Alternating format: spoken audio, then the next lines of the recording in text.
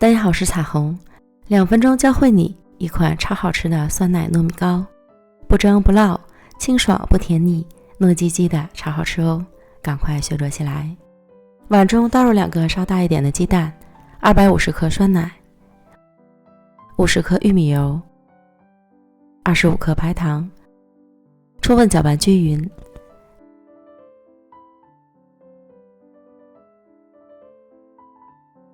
再加入200克糯米粉，20克玉米淀粉，顺着一个方向多搅拌一会儿。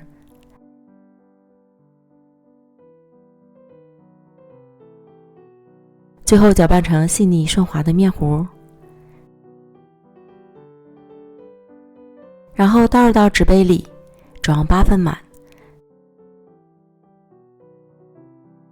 送进预热好的烤箱。上下火190度烤30分钟。每家烤箱的脾气不同，要按照自家烤箱的情况来适当调整。烤至表面上色满意即可出炉。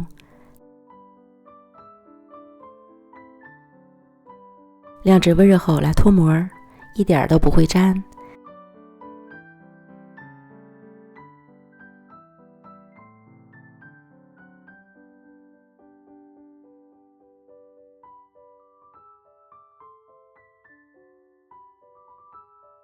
金黄金黄的颜色，看着就馋了。